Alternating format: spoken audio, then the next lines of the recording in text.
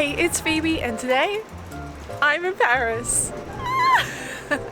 Alright, so my time in Paris got off to a pretty emotional start when I got to the hostel, but we'll save that for later because today I'm exploring Paris all by myself. And I'm going to be visiting gorgeous neighbourhoods, cool galleries, a few major sites, and so much more. Now, this is the official start of my European adventure. And to get here, I caught the Eurostar from London to Paris using my Eurail pass, which I booked through Klook.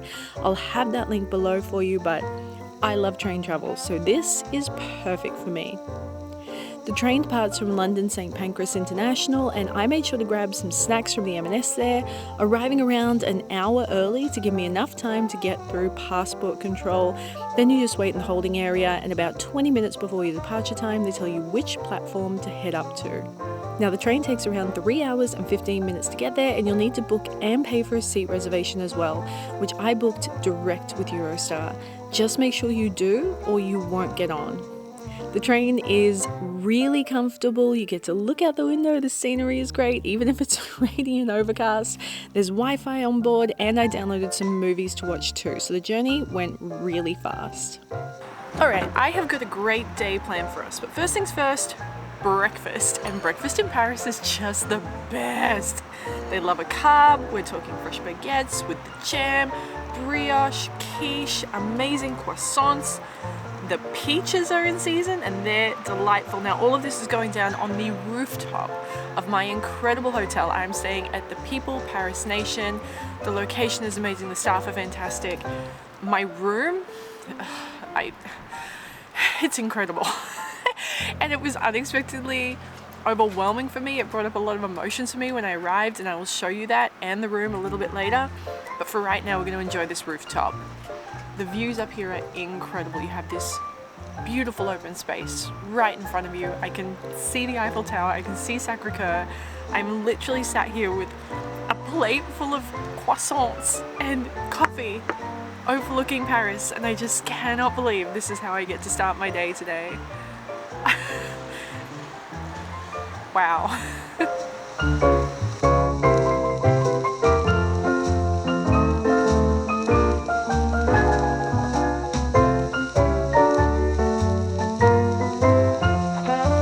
I usually put a lot of pressure on myself to plan the perfect itinerary and have the kind of day I think other people would want to have. Not today. Today is going to be incredibly selfish. I am going to do all the things that I want to see, eat and do. Today is going to be my perfect day in Paris, and I'm starting here at Sacré-Cœur Basilica. Wait. There you go. And it's located at the summit of Montmartre, which is one of my favorite places in Paris. I think it's so beautiful. I'm going to have a bit of a look around as well. But what I love about this spot is how beautiful the church is. I mean, it was built, construction started in around 1875 and finished in 1914. And it is historic and gorgeous to look at. But more than that, you also get the very best views over Paris. And one of my favorite things to do is to come up here at sunset with a bit of a picnic dinner and watch the sunset. But here's the thing, everyone else is onto that too, so it's extremely busy. You're going to see a lot of tourists, especially around the front of the thing. So I like to enjoy it from the front and then walk around all the other angles of it and try and see it from a different perspective. But if you do want to avoid the crowds, I recommend coming really early in the morning. That is going to be your best shot. And guys, just watch out for scams. As I was walking up here, I've seen so many people getting scammed. If anybody is asking you for a signature, asking you for money, trying to put something on you, just say no or don't say anything and just keep walking. Be aware of your surroundings, okay? Do not get scammed. It'll make me so sad. But look, it's a rainy old day today in Paris, and that doesn't really bother me. I'm just so grateful to be here. We're going to have an amazing day anyway. And I want to start by doing a bit of exploring around Montmartre and show you why I love this place so much.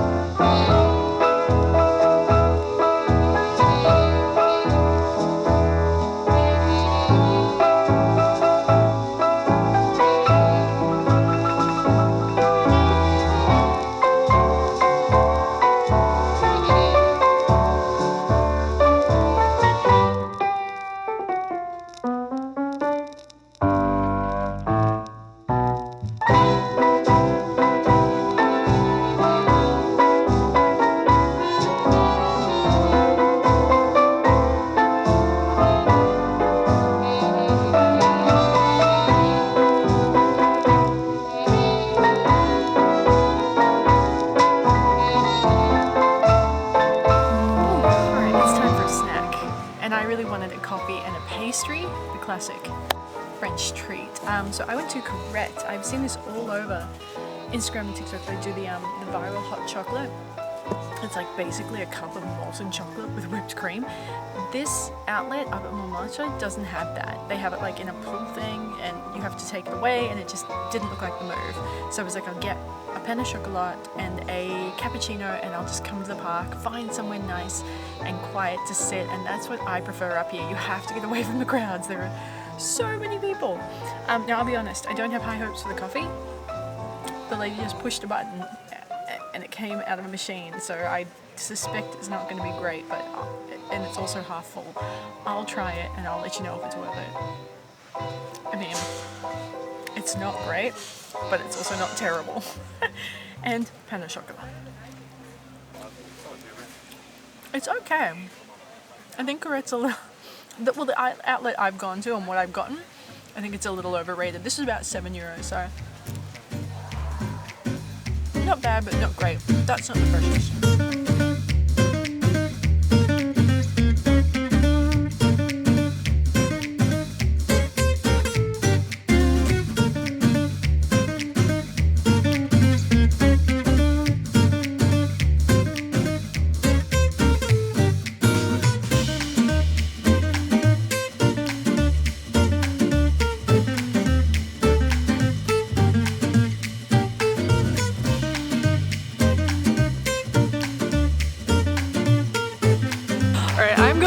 Tourist on the big bus tour. It is such an easy way for me to see the city, and from a filming perspective it means I can do all the filming while I'm above ground and not be like underground in the metro, which makes life a lot easier, but also it's a great way to cover a lot of grounds. They have the audio, so you learn a lot as you go along, and it's actually one of the first things I did on the very first time that I visited Paris, and it's kind of nostalgic for me to do it again. Now, to do this, I booked my ticket via Klook, and I just had the voucher in the app, and then I showed up, and the pass is for 24 hours.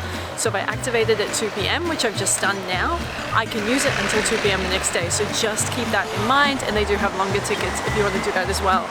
But even though it's super touristy, this is something I love to do. One of the things I love most about Paris is visiting all the museums, and one of the best free ones is the Petit Palais. Now, it seems to not be super popular among tourists, which is surprising because it's free, and the space is absolutely beautiful. When you look up, those ceilings are incredible, but don't forget to look down because the mosaic floor is stunning as well. Now, you could easily spend about an hour or so wandering around in there, and there is a cafe as well. My favorite thing to see in there is this beautiful Monet. You just kind of stop and stare at it when you see it, and I get really emotional standing there looking at all of the paint and the brush strokes and thinking about his hands making each individual one. Kind of blows me away. It's like a time capsule, that piece of art. He sat there and he painted it, and you get to stand there all these years later and look at the exact same thing. Now we're gonna go and check out another museum, something I have really been wanting to do but never gotten around to, and today, it's my day. So today's the day we're doing it.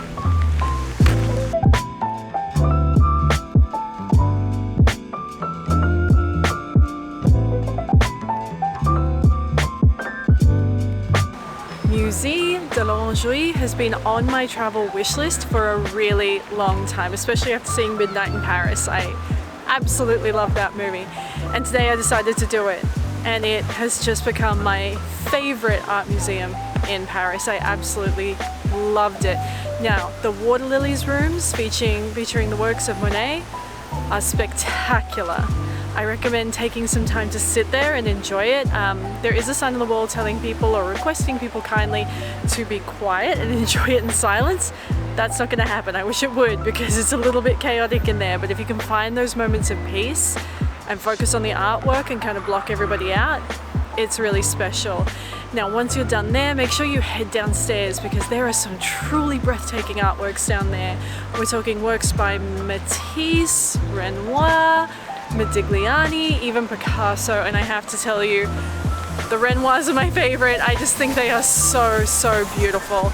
Now to get in, I pre-purchased my tickets through Klook, and I am so glad I did because the queue to get your tickets was huge, and my ticket came with a fast track entry, so I just walked past that gigantic queue and straight in. I'll have that link below for you. That is the move. Now it's time to go and do a little bit more exploring.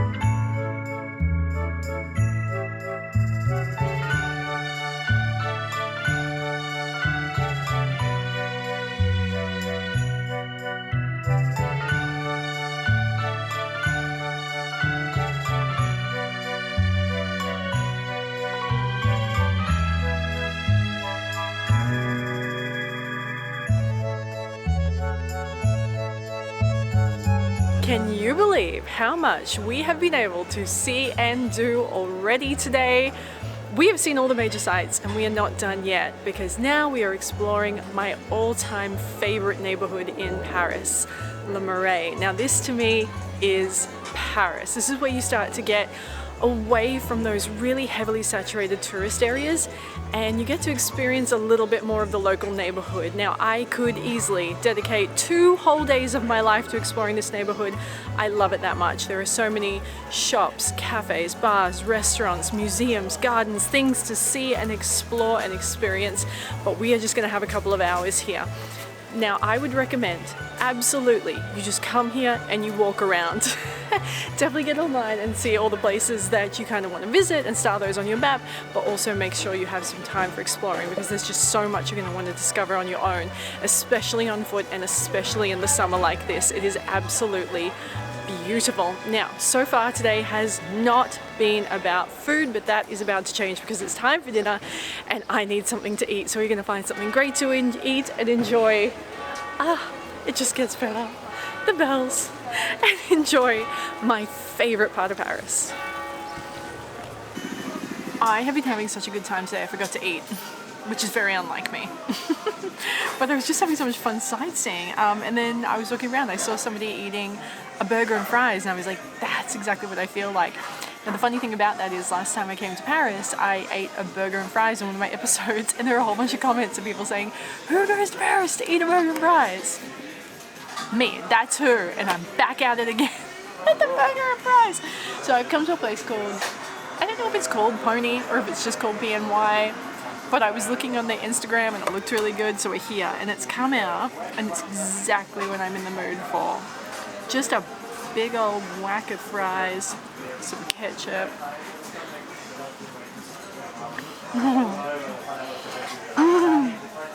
And I've got their vegan burger and it looks so tasty. Oh gosh. Oh my gosh. Okay, that's really good.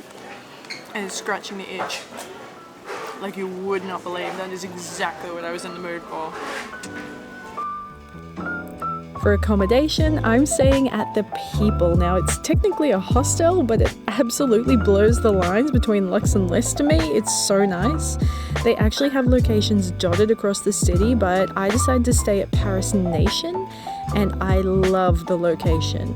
It's on a really good metro line. It's made it so easy to explore, and it was very easy for me to get from Gare du Nord, where my train arrived, right here to where it's located. Now the hostel has an amazing rooftop garden and bar, which you already saw this morning, and they serve delicious food up there in the restaurant. It's also a co-working space with really good coffee and fast Wi-Fi, which, as you know, is perfect for me. Now I'm staying in room 506, and it's a private room with an ensuite and the best views of Paris. I love the retro furniture and how spacious, colourful and very comfortable my room is. And most of all, I love that view. I love it. I can literally lay in bed and look out the window and watch the Eiffel Tower light up and sparkle at night. It is just so special to me. Now, I mentioned my arrival here was unexpectedly emotional for me. It just really brought up a lot, so here's a look at what happened when I checked in. I'm sorry, I'm overwhelmed. I feel like a million different feelings. I need to sit down. I'm so happy and I'm just so overwhelmed. I woke up this morning. I'm gonna try and say this. I woke up this morning in London so scared. I was so scared because today I really started traveling by myself. Like, in Singapore I stayed at my dad's, and in India I was with all these other creators, and in London I was with my best friend. But I had to leap today. I had to trust myself. And I had to trust the universe. And I was so scared. I was scared when I woke up, and I was so scared on the train to Paris. And I was so scared when I had to catch the metro to the hotel. I was overwhelmed and I didn't know. It felt like it was too much. I didn't know how I was going to be able to do this, to travel for this long, to do all of this by myself. I was just so worried something bad was going to happen to me. And I got to the hotel and the staff was so nice. The guy that checked me in was so nice. And I opened the door to my room, and when I saw the view I just burst into tears because I feel so validated. I've just been through so much.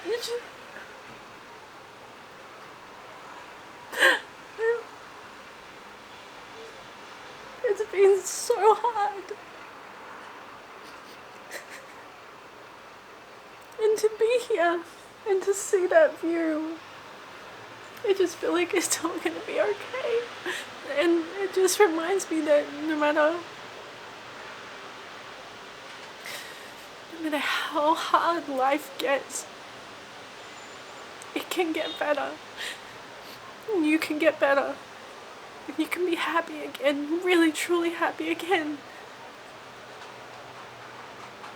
You know, when I was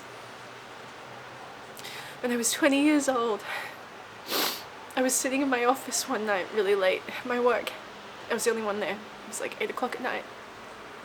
And I just had this impulse to book a one-way flight to Paris, and I did it. Right on the spot. I maxed out my credit card. It was so stupid, but it was so good. I booked myself on a 36-day top deck tour of Europe, and that trip changed my life. I met one of my best friends on day one, and I felt so free. And it really, truly sparked that love of travel. And going through what I've been through this year, I felt that same compulsion. Just get to Paris and start traveling Europe after that. And I'm here in this same city some 16 years later, and I'm a completely different person. And seeing it again is just reflecting back at me how good my life is now, and I have become the person I always wanted to be. And in spite of everything that's happened and all the heartache and all the pain, my life is so good, and I'm just so grateful. And I just feel like this is the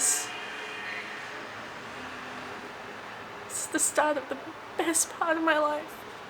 I genuinely just feel like this is the start of something really amazing for me.